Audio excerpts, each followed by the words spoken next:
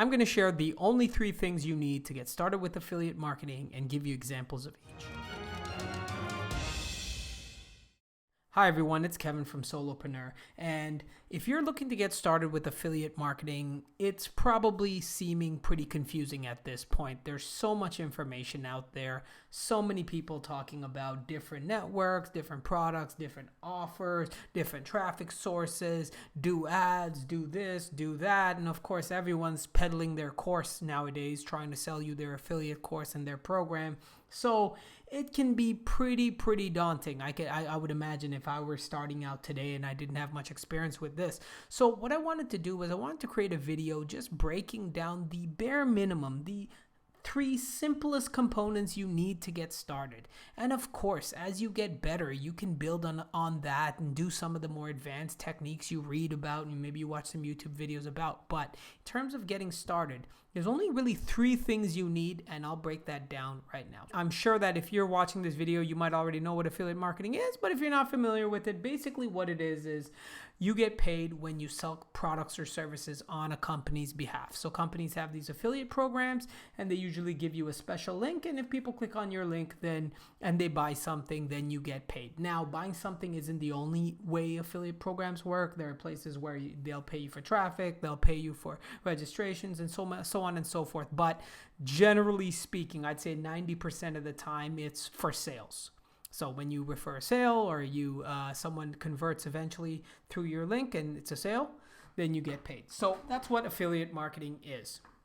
Now, as I said, there are 3 things you need to establish or do, and let's jump right into it. So the first thing you need is your niche, and all your niche really means is what is your particular subject area or category.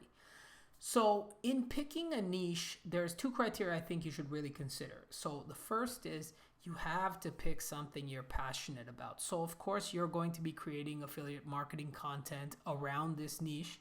So if this is something you don't care about, or you don't know much about, or you have no interest in creating content for, or any kind of marketing for, then you're not going to be able to, 1, tell a compelling story, and 2, you're just not going to be able to bring yourself to do it long term.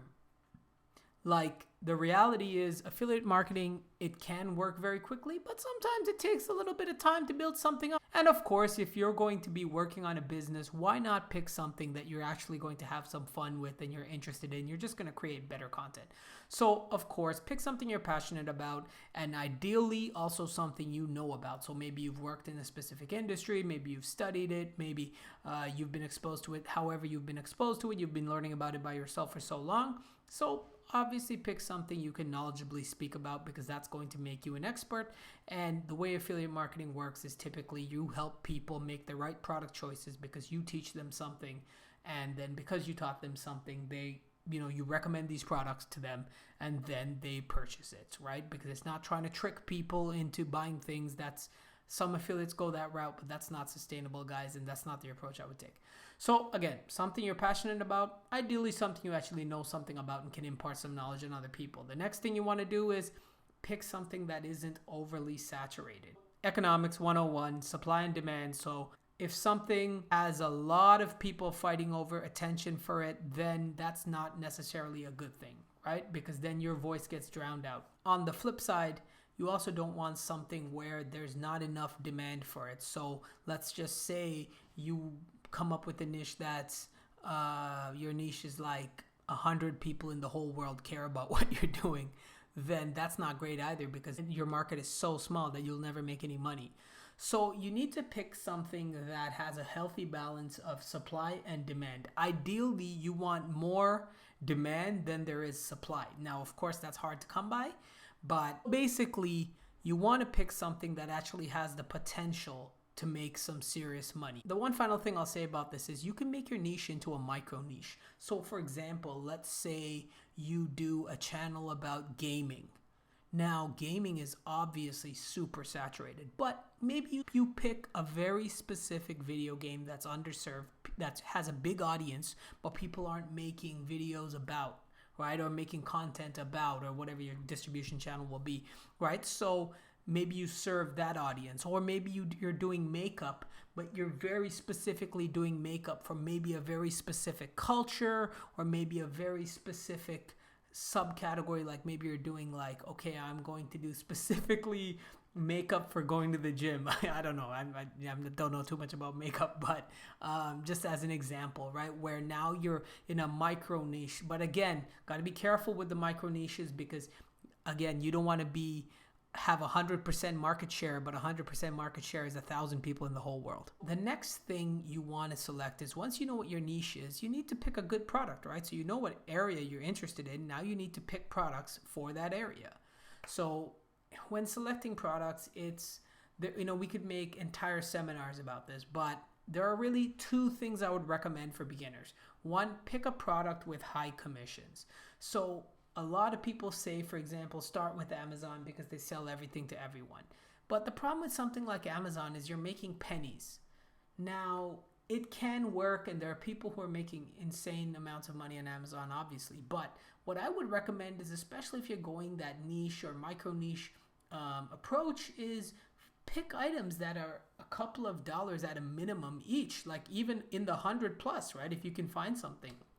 And or pick something with recurring commission. So a lot of software companies, they'll pay you every month, even after the first sign up, or they'll pay you if you get someone to sign up for the lowest tier. As long as that customer stays on, and if they keep buying stuff, then they'll keep paying you, even those upgrades. So that's another thing right there, where they have these elaborate funnels that'll upgrade people. So pick 2 or 3 or 4, whatever, good products, and focus your content where you can around that.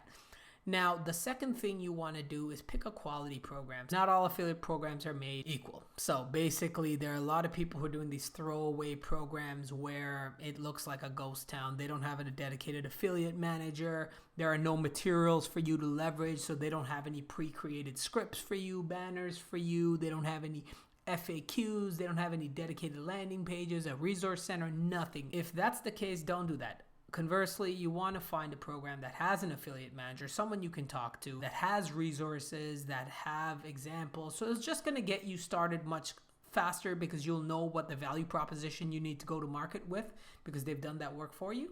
But at the same time, you know it's a program they're taking seriously. Like, why would you want to invest time in someone's program and pushing someone's product if they don't take their program seriously, right? Like, if they're not taking it seriously, why should you? Obviously doesn't make any sense. So that's number one. Second part of a quality program is the right tracking platform. Like, if their tracking interface or however they're sharing your metrics with you is one line, or it's not very transparent, stay away. So for example, if it's just, hey, commissions this month, and that's the only thing you see, probably stay away. As opposed to if their system's more elaborate and you can see clicks, you can see registrations, and then you could see purchases. Let's just say it's the kind of product with those multi-steps. Then that's what you want to see, right? You want to see if there are multiple steps to a conversion, having data at each of those touch points, maybe even impressions, something like this, right?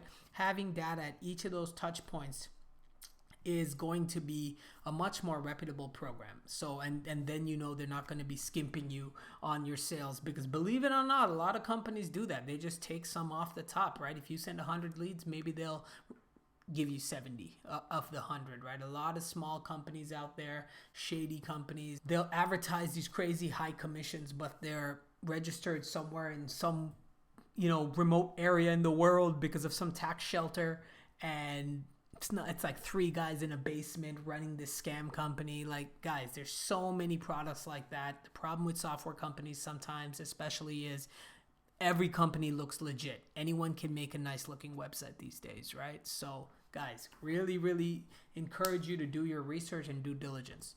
The final thing is, so now you have your niche, you have your product or products. Of course, now you need to drive targeted traffic to those products to make money. So really, there are a few ways you can do this. Organic and paid are the primary ones.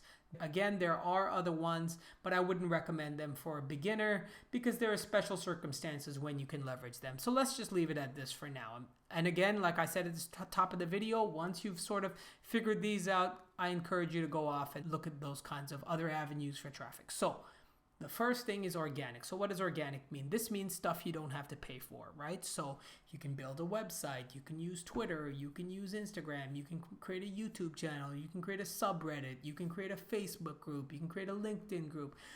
Just examples, right? So you're basically going where your audience already is and creating some sort of community around that, around your topic, your niche, and so that organically you can start to grow that platform, audience, whatever it is. In case of a website, it would be growing search and getting more searches through SEO, but that would be the one exception. So basically you're trying to get traffic in an organic way and natural growth. Now, the advantages of this are, generally speaking, you don't have to pay for anything. At most, you need a website if you use a website. A couple of dollars a month if you want to use something like Wix or Squarespace. It's a drag and drop builder. I'll link it in the description below if you guys want to take a look at that. I also have some videos on that. Or if you're just going to use WordPress and host it yourself, and that's another option. Again, hosting is cheap. But other than that, all social media platforms, of course, are free. So that's one option. I actually have a video talking about 7 free traffic sources. I will link that as well down below in the description. Now, the next source, of course, is paid. Advantage again of organic is that you don't have to pay for anything. The disadvantage is it can take a little bit longer. Now, with paid, it's pay to play, so you can get traffic immediately. Right? So we're talking Google ads, Facebook ads, LinkedIn ads, Reddit ads, anything really, even alternative networks like Propeller ads. Of course, when you pay for something, you get it instantly. But paid ads are an interesting beast because you really need to have your conversions down pat. So if you're, for example, if your affiliate program is paying you $10, but it costs you $20 to get a conversion, then obviously that's not great for you, right? So you can spend a lot of money on paid and you can burn a lot of money. So generally speaking, I would recommend you start with organic, understand the affiliate offers, understand the audience, understand the funnels you're building, and understand how to sell these products. And once you have a sense of how that all works and the bucket's not so leaky, then you can start experimenting with paid. And maybe even with organic, you actually make some sales first, and then you have some money to invest into paid so that the money you're spending on the paid ads isn't even your own money out of your pocket. You're just replowing the money you've made into the business for growth. So even if you lose it, it's not a big deal in the sense that you're still not underwater. But at the same time, if you have experience with paid media, then absolutely try it out. You can get results faster in very specific circumstances if you're really good at it. Still say that it's not to be ignored, but use caution. So that's it, guys. Just to recap here, you just need a niche, a product, and a traffic source. Generally speaking, your niche will never change, but you'll add more products and you'll add more traffic sources. Then within that, you'll start to add tools that support this whole network. You'll start to maybe add some freelancers to help you, and so on and so forth. But don't let that overwhelm you. This is all you need to get started. And the beautiful thing about affiliate marketing is you're constantly learning, right? So when you get started with this, you do this for 3 months or 2 months or even 1 month, whatever it is. Trust me, the amount you learn will be crazy. There's no substitute to just getting your hands dirty and doing it. Learn a little, do a lot. Learn a little, do a lot. That's the process you want to follow, right? Learn, apply, learn, apply.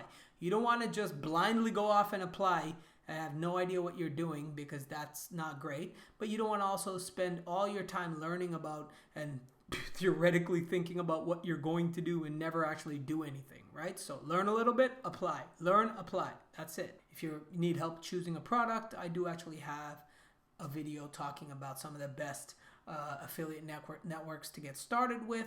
So I'll link that as well. If you found this video helpful, give it a thumbs up. Subscribe to the channel. I release multiple videos a week.